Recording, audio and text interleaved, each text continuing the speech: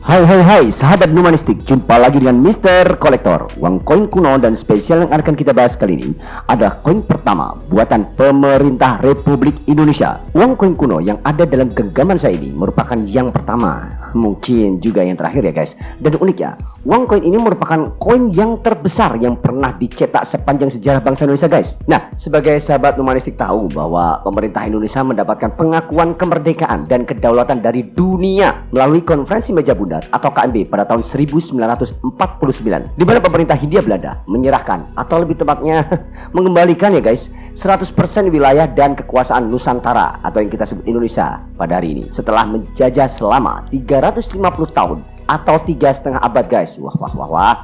Dan koin ini merupakan koin kedaulatan dengan simbol negara di dalamnya, yaitu gambar Garuda Pancasila, dan menjadi pembeda dari koin-koin terbitan kolonial Hindia Belanda sebelumnya. Nah, apa saja sih perbedaan dengan koin-koin buatan Hindia Belanda sebelumnya dengan koin yang ada dalam genggaman saya ini? Mari bersama Mr. Kolektor kita simak dan ulas bersama koin kedaulatan bangsa Indonesia ini. Check it out. Koin pertama yang akan kita ulas adalah koin 10 sen guys. Koin terbitan 1957 ini sebenarnya terbit pada 3 tahap, yaitu pada tahun 1951, 1954, dan 1957 yang ada dalam genggaman saya ini guys. Nah, kalau kita perhatikan bersama, uang ini cukup ringan, hanya memiliki berat 1,72 gram guys, dan diameternya hanya 50 mm.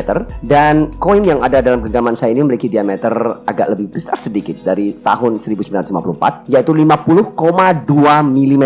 Bagian depan bisa kita temukan beberapa tulisan, yaitu angka nominalnya guys, tertera di sini 10 sen dan dibatasi dengan tulisan Indonesia. Adapun tahunnya terdapat tahun 1957, dan khusus koin pada tahun 1951 guys, itu terdapat tanda min dan master ya. Nah, di sebaliknya kita bisa perhatikan terdapat gambar atau simbol negara Garuda Pancasila dan tulisan Indonesia di bagian atasnya. Nah, hal yang menarik nih guys, di dalam terbitan tahun sebelum 1957 untuk tulisan Indonesia itu tertulis dalam bahasa Jawi guys. Nah, barulah pada tahun 1957 yang dalam genggaman saya ini tulisan Indonesia itu dalam aksara Latin ya. Oke. Nah, kita lanjut di koin selanjutnya guys dengan nominal lebih besar, yaitu 25 sen. Dan uniknya guys, koin ini ternyata memiliki desain yang sama, hanya angka nominal 25 sen dan size-nya saja guys, atau ukurannya saja, dan tentu beratnya juga berbeda dari koin 10 sen sebelumnya.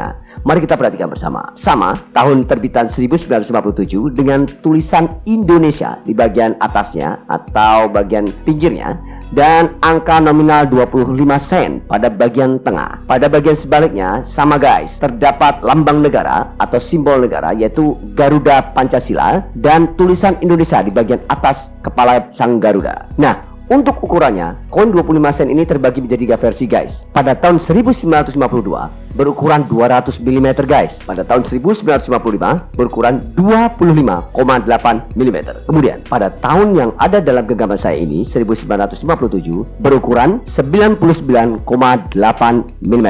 Satu hal yang perlu kita ketahui ya guys ya, bahwa untuk koin 25 sen ini barulah kita menggunakan full atau penuh aksara Latin, yaitu untuk koin 25 sen 1955 dan 1957 guys. Oke. Nah, kita langsung menuju koin fenomenal, yaitu koin terbesar, koin 50 sen guys. Nah, yang ada dalam genggaman saya ini adalah koin 50 sen terbitan tahun 1959. Nah, dan adapun untuk bahan itu terbuat dari tembaga nikel guys. Nah, uniknya lagi, untuk koin 50 sen ini terbit pada tahun yang berbeda-beda selama 4 tahun guys. Nah, yang pertama terbit pada tahun 1952, yang kedua 1954, yang ketiga 1955, yang keempat 1957 guys. Untuk beratnya, dikarenakan koin ini juga hanya terbuat dari tembaga dan nikel ya guys ya, memiliki massa atau berat yang ringan guys, hanya 3,24 gram. Nah, untuk tiap-tiap size atau ukuran, tiap-tiap terbitan itu memiliki ukuran atau size yang berbeda-beda guys. Untuk koin terbitan 1952 memiliki size atau ukuran 100 mm. Pada tahun 1954 memiliki ukuran atau size 1,3 mm. Pada tahun 1955 memiliki ukuran 15 mm. Dan yang terakhir pada tahun 1957 guys, memiliki ukuran 20,6,3 mm. Nah, mari kita ulas bentuk fisik dari uang koin terbesar terbesar sepanjang sejarah bangsa Indonesia ini guys. Di bagian depan itu terdapat tulisan angka nominal 50 sen dan tahun 1959. Di bagian pinggir terdapat tulisan Republik Indonesia, ya, gagah sekali guys ya.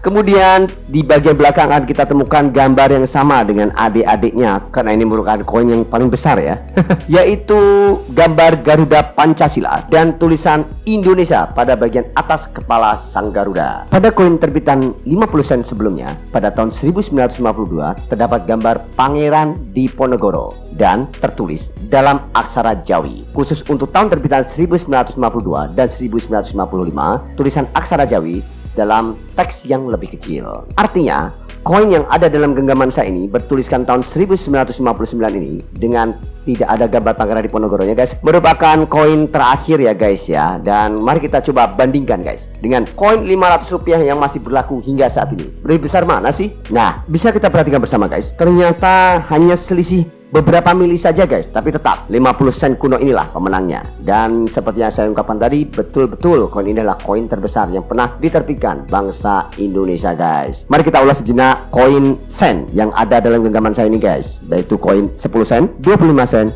dan 50 sen. Selama beberapa tahun pertama sampai koin yang cukup dikeluarkan, uang kertas sen pemerintah diedarkan dari pecahan 10, 25, dan 50 sen. Tidak ada denominasi yang lebih rendah dicetak, tetapi koin gulden perunggu Hindia Belanda tua, yaitu setengah, 1, dan 2,5 sen tetap sebagai alat pembayaran yang sah. Denominasi yang lebih tinggi mulai dari 1/20 gulden atau 5 sen adalah perak dengan nilai logam intrinsik yang jauh lebih besar.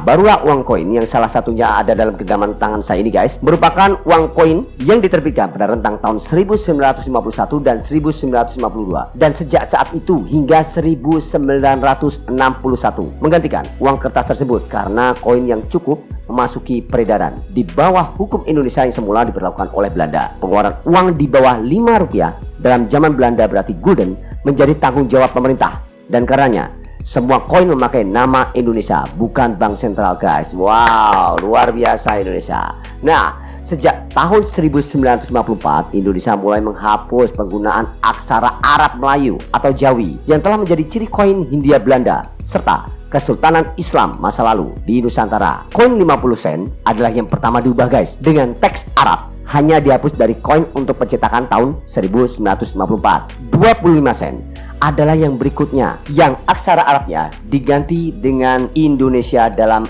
aksara Latin, menggantikan setara Jawi untuk pencetakan kedua koin pertanggal 1955. 50 sen juga dicetak tahun itu juga guys. Nah, inflasi berarti bahwa denominasi terkecil yang tercetak setelah tahun 1954 adalah 10 sen, yang juga telah menghilangkan bahasa Arab dari kebalikannya untuk pencetakan ketiga, yaitu pada tahun 1957. Koin 25 dan 50 sen juga dicetak pada tahun 1957. Setelah 1957, cupro nikel 50 sen direndahkan menjadi aluminium, logam yang sama dengan koin denominasi yang lebih rendah yang tidak pernah dicetak lagi. Akibatnya, koin 50 sen yang sebelumnya merupakan koin terberat tetapi terkecil kedua, sedikit lebih besar dari 1 sen, sekarang menjadi koin terbesar yang beredar meskipun lebih ringan dari pendahulunya. Oke, itu saja guys uraian dari Mr. Collector. Mohon untuk berkenan subscribe, klik tanda lonceng dan like-nya supaya mendapatkan update terbaru dari uraian-uraian fenomenal dari Mr. Collector selanjutnya. Terima kasih guys, see you, bye bye.